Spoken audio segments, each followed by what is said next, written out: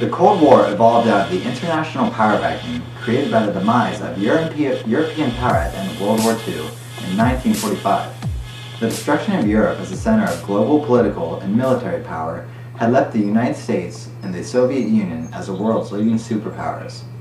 The former balance of power between the European great powers was therefore replaced with one in which the US and USSR competed for influence and strategic advantage.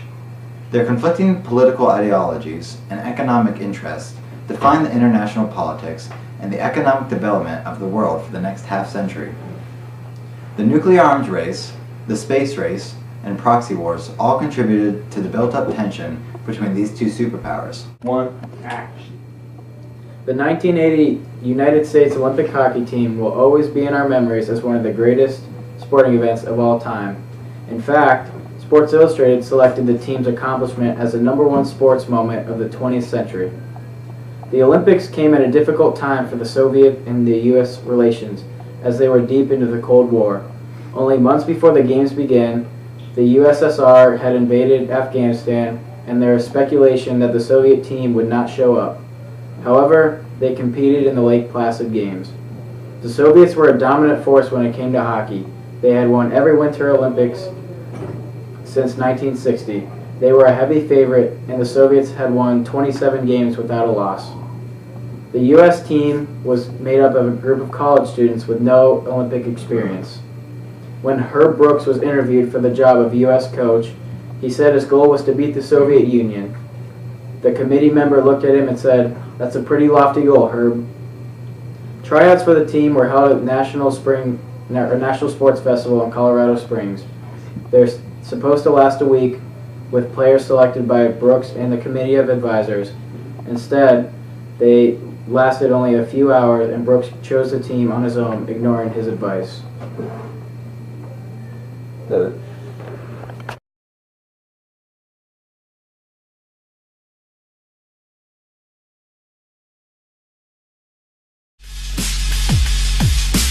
Here's a good way to break the ice.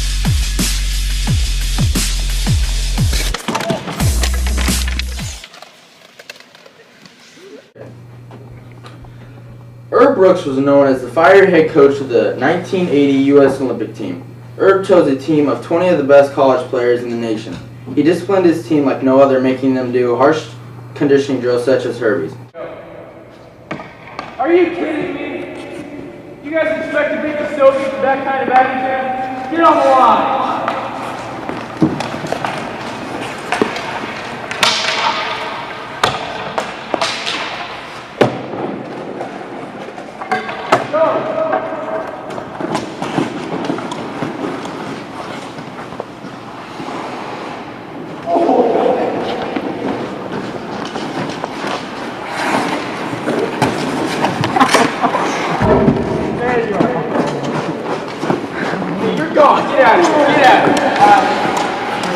He messed with our minds at every opportunity, defenseman Mike Ramsey said of his coach.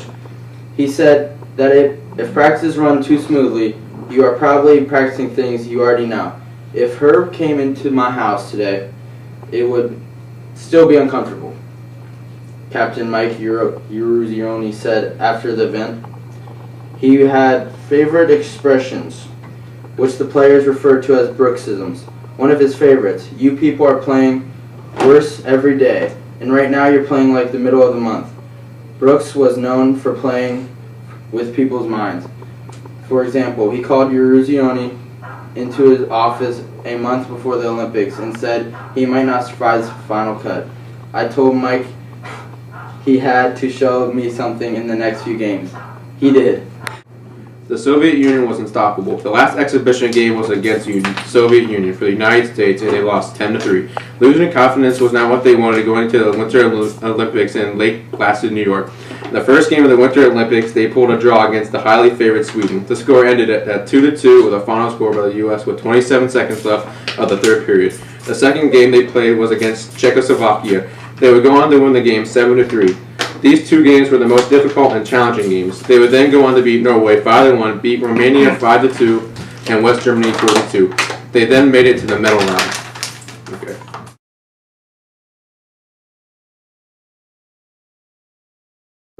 1. Action. As in several previous games, the U.S. team fell behind early.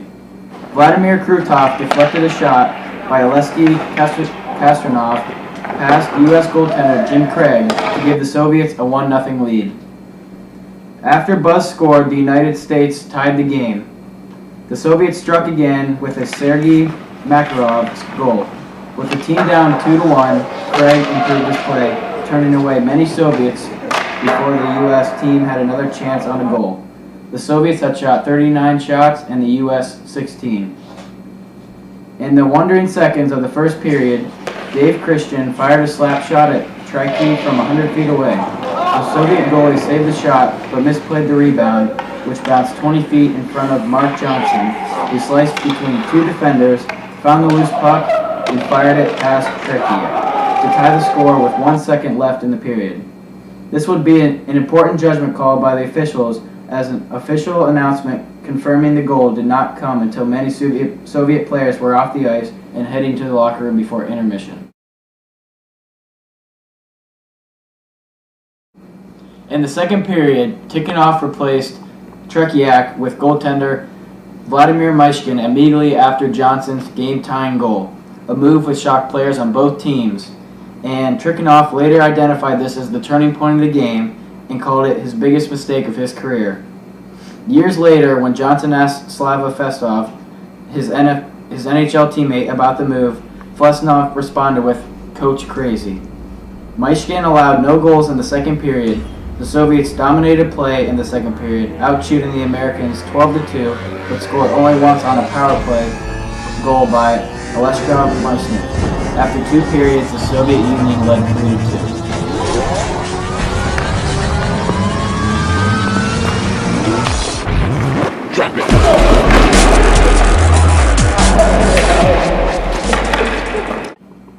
In the third period, Vladimir Krutov was sent to the penalty box at 6:47 mark of the third period for high sticking. The Americans, who had managed only 2 shots on Myshkin in 27 minutes, had a power play and a rare offensive opportunity. Myshkin stopped a Mike Ramsey shot, then U.S. team captain Mike Eruzione fired a shot wide. Late in the power play, Dave Silk was advancing into the Soviet zone when Valery Vasiliev knocked him into the ice. The puck slid to Mark Johnson. Johnson fired off a shot, then went under Myshkin into the net at the 8:39 mark as the power play was ending, tying the game at 3. Only a couple shifts later, Mark Pavelich passed to Eruzione, who was left undefended in the high slot. Eruzione, who had just come onto the ice, fired a shot past Myshkin, who was screened by Vasily Krugenik. The goal gave the Team USA a 4-3 lead in the first of the game, with exactly 10 minutes left. The Soviets, trailing for the first time in the game, attacked furiously. Moments after Eruzione's goal, Matslev fired a shot which ricocheted off the right goalpost. As minutes wound down, Brooks kept repeating to the players, "Play your game, play your game." Instead of going into a defensive crouch, the United States continued to play offense, even getting off a few more shots on goal. The Soviets began to shoot wildly, and Sergei Strekhanov admitted that we were panicking. As the clock ticked down below a minute, the Soviets got the puck back into the American zone, and Mikhanov passed to Vladimir Petrov. This was a wild shot. The Soviets never pulled Myshkin for an extra attacker, much to the Americans' disbelief. Starkov later explained, "We never did a 6-on-5, not even in practice, because Tikhonov just didn't believe in it." Craig kicked away a Petrov slap shot with 33 seconds left. Karalinov fired the puck back in as the clock ticked below 20 seconds. A wild scramble for the puck ensued, ending with Johnson found it passed into Ken Morrow. As the U.S. team tried to clear the zone, they did with 7 seconds remaining. The crowd began to count down the seconds. Losing it to Silk. Now Petrov controls. Back to Varlamov. Skating in on the left side. Into the American end. 55 seconds. But Mikhailov has the puck. Mikhailov sweeping in. Out in front. Backhander goes wide. I think Creighton might have got just a piece of it. Mikhailov back out to Vilya Ledinov. 43 seconds remaining. Morrow checked into the boards. It comes back to center ice.